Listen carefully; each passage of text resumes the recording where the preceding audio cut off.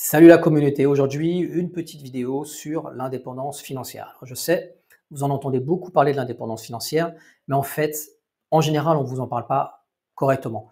En tout cas, on ne vous en parle pas de manière concrète.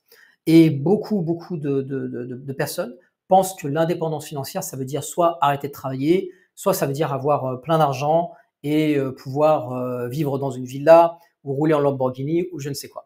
En fait, l'indépendance financière, c'est tout autre chose. C'est quelque chose de très concret, c'est quelque chose de très abordable et c'est une stratégie que chacun d'entre nous, on devrait mettre en place et qu'on devrait aussi transmettre à nos enfants. Parce que derrière l'indépendance financière, il y a, et je l'ai dit plusieurs fois sur ma chaîne, il y a l'indépendance tout court. Il y a le fait de s'affranchir en quelque sorte. Il y a la notion de liberté. Et la liberté, c'est quelque chose d'extrêmement important. À partir du moment où on perd sa liberté de choix, eh bien, quelque part, on devient un esclave moderne. Mais avant de parler d'indépendance financière, il est important de parler de deux concepts. Le premier concept, c'est le concept d'actif et le deuxième concept, c'est le concept de passif. Je vais vous expliquer dans la première partie de cette vidéo qu'est-ce qu'un actif et qu'est-ce qu'un passif. Ensuite, dans la deuxième partie de cette vidéo, je vous expliquerai concrètement qu'est-ce que ça veut dire l'indépendance financière pour toi. Par exemple, par rapport à ce que tu gagnes, par rapport à tes dépenses. Et dans la dernière partie de cette vidéo, je te parlerai de ma stratégie pour développer ton indépendance financière que j'ai appelée la stratégie des doublons. Alors, si ça t'intéresse, reste avec moi. Tu peux déjà liker cette vidéo et t'abonner. C'est parti. Alors, qu'est-ce qu'un actif? Un actif, c'est une ressource ou un bien qui va te rapporter de l'argent, qui va générer des revenus. Il arrive parfois que l'actif a une valeur qui augmente. Par exemple, tu as acheté une maison en 2000, en 2020 ou en 2024, ta maison vaut le double du prix auquel tu l'as acheté. Donc, il y a eu une plus-value. Alors, je vais te donner quelques exemples d'actifs. On l'a dit d'abord, les actifs immobiliers, notamment les revenus locatifs. Donc, quand tu mets un appartement ou une maison à louer et tous les mois, ça te rapporte des loyers.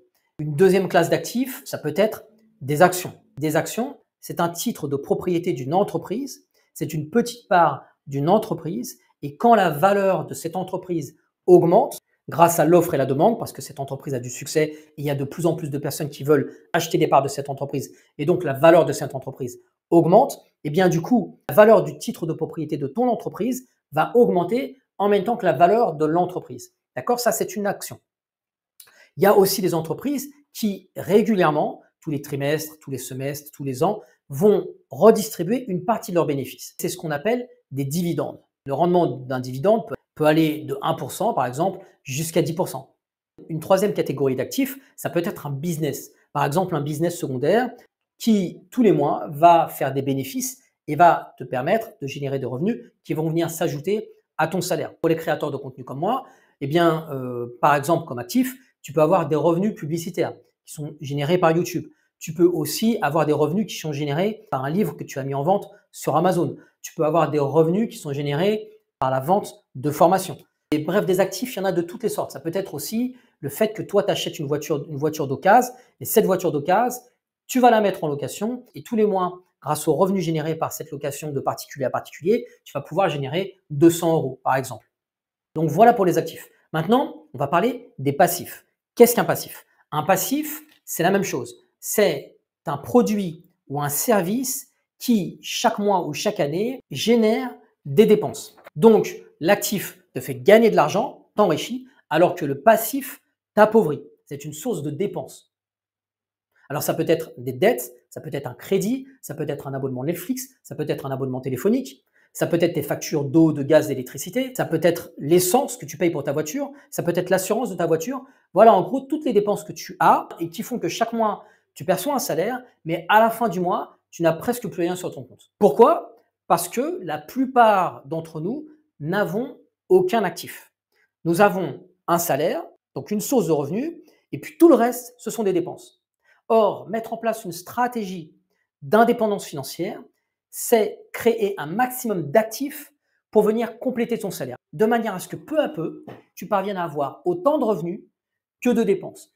Et quand tu arrives à avoir autant de revenus que de dépenses, tu arrives à une situation d'équilibre. Ce qui fait quoi? Ce qui fait que quand tu touches tes 3 000 € de salaire au début du mois, par exemple, eh bien, à la fin du mois, Tu ne te retrouves plus avec 200 ou 300 euros sur ton compte, mais tu as toujours tes 3000 euros sur ton compte. Pourquoi? Ton salaire n'a pas été touché, tout simplement parce que tu as mis en place une stratégie qui génère des revenus qui sont suffisants pour venir contrebalancer tous tes passifs.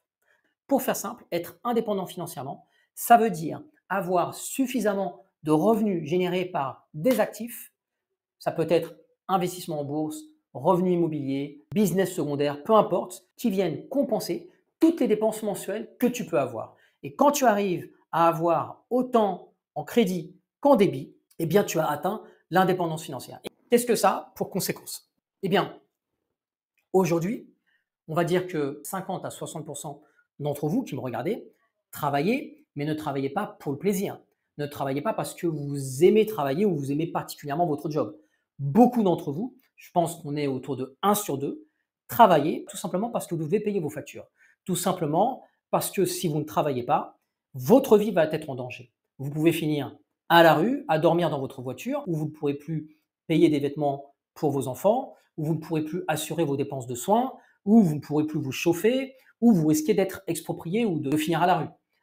En gros, ce que je veux dire, c'est que la plupart d'entre nous travaillons non pas par choix, non pas par plaisir, mais travaillons simplement pour pouvoir vivre, pour pouvoir survivre. Je l'ai raconté dans d'autres vidéos, mais moi, pendant des années, et jusqu'encore récemment, il y a encore 2 mois, je rentrais d'une mission au Bénin, j'ai longtemps exercé des emplois qui étaient stressants pour moi, qui ne m'apportaient pas de plaisir, qui ne correspondaient pas à mes valeurs personnelles, mais je le faisais tout simplement parce que je suis père de 4 enfants et je suis responsable de famille et je devais travailler. Donc peu importe si le boulot me plaît, peu importe si je m'entends bien ou si je m'entends pas bien avec mon boss, peu importe si je trouve que ce que je fais ne correspond pas à mon éthique personnelle et à mes valeurs personnelles, j'étais obligé de le faire parce que si je ne le fais pas, eh bien tout un tas de choses négatives vont m'arriver soit à moi, soit à ma famille. Et c'est ça qu'on appelle l'esclavage moderne. La plupart des salariés et des petits entrepreneurs, au final, ils ont des dépenses et des revenus qui s'équilibrent plus ou moins, ce qui fait qu'ils ne s'enrichissent pas. Ou alors ils s'enrichissent très très peu. Donc on va conclure avant d'enchaîner sur la dernière partie de cette vidéo. Est-ce que l'indépendance financière signifie ne plus travailler, signifie dormir toute la journée ou signifie passer ses journées sur un yacht ou à rouler en Ferrari? Tu l'as compris? Pas du tout. L'indépendance financière te permet simplement de travailler non pas par obligation, mais de travailler par choix, de faire le choix de travailler, soit de conserver le boulot si ton boulot te plaît, soit d'en changer pour une activité professionnelle qui correspond plus à tes valeurs ou à ton éthique personnelle. Voilà ce que peut t'apporter l'indépendance financière. Maintenant, je vais te donner dans la dernière partie de cette vidéo une stratégie que tu dois adopter et que tu dois transmettre à tes enfants. Il faut que tu leur transmettes cette manière de penser, cette manière de gérer leur argent.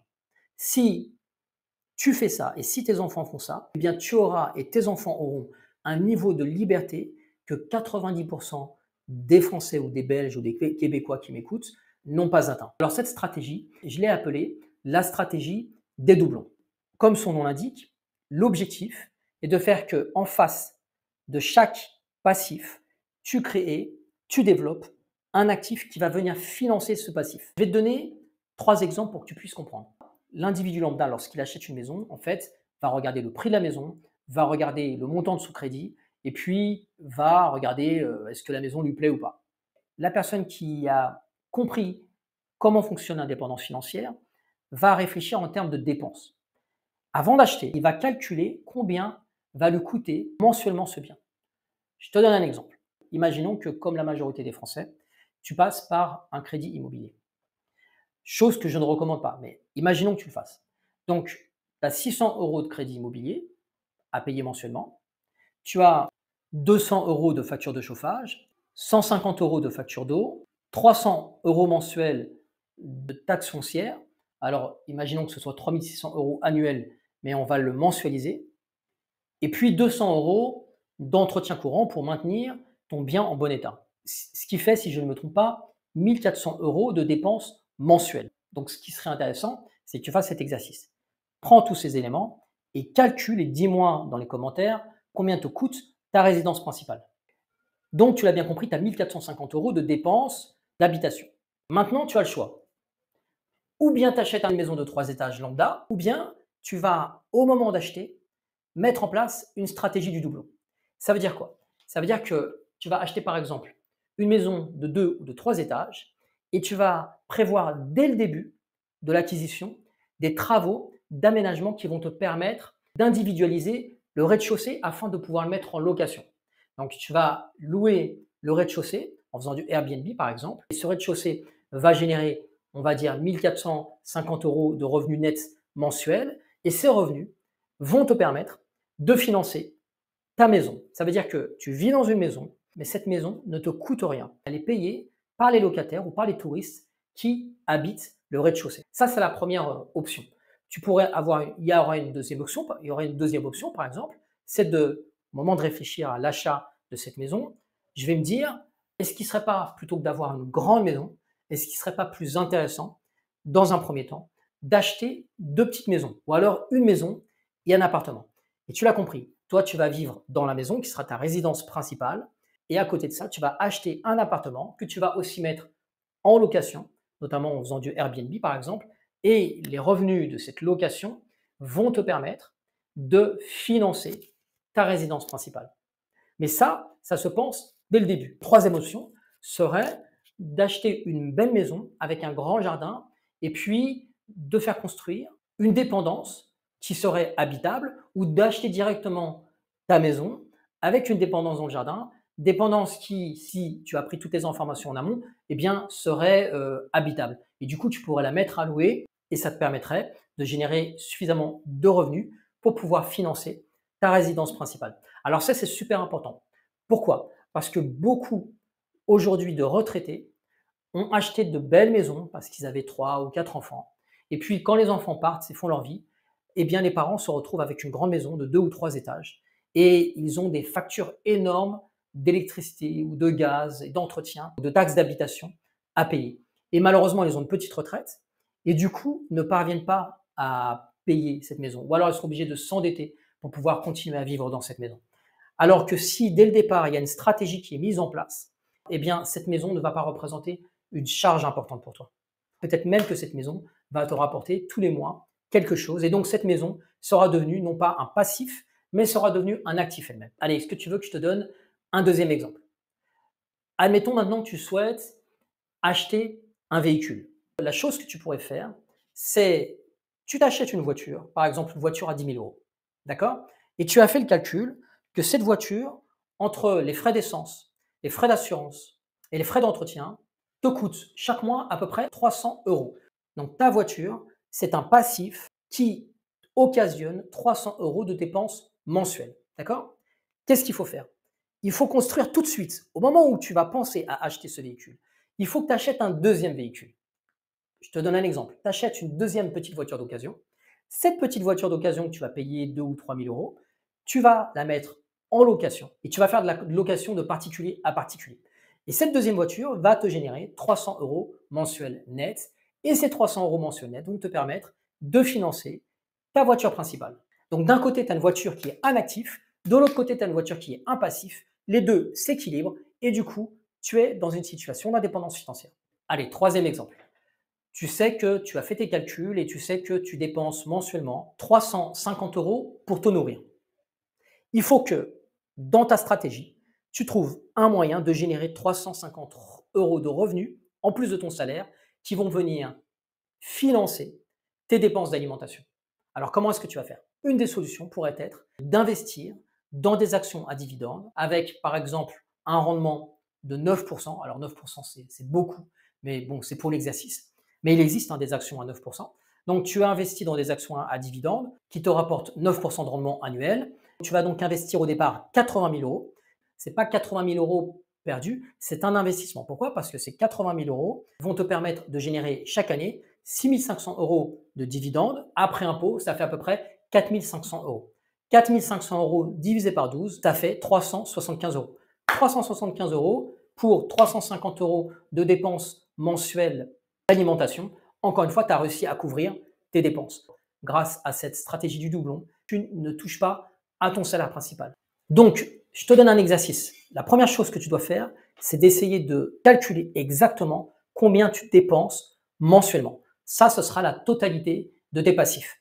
Et ensuite, tu dois essayer, petit peu par petit peu, de construire des actifs qui vont te permettre d'équilibrer ces passifs. Alors au début, peut-être que tu vas pouvoir financer 20% de tes dépenses, et puis 30% l'année suivante, et puis 40% l'année d'après. L'objectif à atteindre étant 100% de tes dépenses qui sont couvertes, qui sont financées par tes actifs. Alors ce processus ne va pas se faire en un mois, tu l'as bien compris, c'est d'abord une prise de conscience, ensuite c'est une stratégie que tu dois adapter, mais ce que je veux te dire, c'est que si tu t'y prends tôt et dès le départ, au moment où tu achètes des choses, tu penses systématiquement à comment je vais pouvoir couvrir cette nouvelle dépense, eh bien tu vas au fur et à mesure des années construire ton indépendance financière. Alors dernier conseil que j'ai à te donner, c'est de tenter de supprimer autant de dépenses que tu peux, de manière à ce que ce soit plus facile. Tu comprends que plus d'un côté, tu as un passif qui est important, avec beaucoup, beaucoup de dépenses, plus de l'autre côté, ça sera difficile d'atteindre la dépendance financière. Donc, il faut que tu épluches tes comptes. Et tu t'apercevras que dans tes comptes, tu as peut-être 10% des dépenses que tu fais qui sont inutiles. Parfois, tu as 20% des dépenses que tu fais qui sont inutiles. Donc, épluche tes abonnements. Si tu es abonné à Prime Video, tu n'as pas besoin d'être abonné à Netflix, tu n'as pas besoin d'être abonné à Disney. Essaye de réduire au maximum tes dépenses. Et l'objectif, c'est de ne garder que ce qui est vraiment utile, que ce qui t'apporte vraiment un enrichissement intellectuel, personnel. Si cette chose-là ne t'apporte pas de bien-être, si cette chose-là ne vient pas t'enrichir intellectuellement, si cette chose-là n'est pas utile pour le bien de ta famille, si cette chose n'est pas utile pour ta santé, eh bien, il est fort probable que cette chose ne soit pas positive et donc tu dois la supprimer. Supprime tout ce qui ne t'apporte pas du bien. Il y a des choses qui ont un coût, par exemple. Aller dans une salle de sport, un abonnement dans une salle de sport, c'est une dépense, mais c'est quelque chose qui t'apporte. Ça va te permettre de te maintenir en forme, ça va te permettre d'évacuer le stress de la journée, ça va te permettre de rester fin, ça va te permettre de prolonger ton espérance de vie ou d'avoir un corps en bonne santé. Mais par contre, un abonnement Disney, en plus, connaissant Disney aujourd'hui, les idéologies qui sont propagées et diffusées dans les dessins animés Disney, est-ce que vraiment c'est utile de donner de l'argent à cette entreprise? Même chose pour Netflix. Je ne vais pas rentrer dans le détail, mais voilà, il y a beaucoup de choses qu'on pourrait dire sur Netflix. Est-ce que c'est quelque chose qui est positif pour ta psychologie, pour la psychologie de tes enfants, ou est-ce que c'est quelque chose qui est plutôt nocif? Pareil, si tu as l'habitude tous les week-ends de fumer le narguilé, est-ce que c'est vraiment quelque chose de positif ou est-ce que c'est quelque chose que tu pourrais supprimer? Les dépenses de McDo tous les midis ou les canettes de Coca que tu te payes tous les midis, est-ce que ça c'est vraiment quelque chose qui est bénéfique pour toi? Ou est-ce que tu es en train de financer une entreprise qui finance de mauvaises choses et qui en plus détruit à petit feu ta santé? Bref, prends en considération toutes ces dépenses et regarde à la fois ce qui est superflu et ce qui est nocif pour toi et élimine-le. Et ça, je pense que si tu arrives à le faire, il y aura déjà 10 à 20% de ton passif qui va disparaître. Et ça va te rapprocher dans l'indépendance financière. Maintenant, si tu as appris les choses et si tu as envie de développer cette philosophie, eh bien, je te propose plusieurs formations. Une formation qui s'appelle la bourse éthique pour débutants, une formation sur l'achat-revente en tant que salarié. Donc, je te propose une méthode minimaliste pour aborder l'achat-revente, mais en tant qu'activité secondaire. Et enfin, je suis en train de préparer une troisième formation sur un petit business qui est méconnu, qui est la location de voitures entre particuliers. Ça aussi, ça te permettra de générer quelques centaines d'euros par mois et ça encore, ça te rapproche dans l'indépendance financière. Voilà, si tu as aimé cette vidéo, tu la partages, tu la likes, tu m'aides à faire connaître cette chaîne et on se retrouve dans 2 jours pour une autre vidéo. Ciao!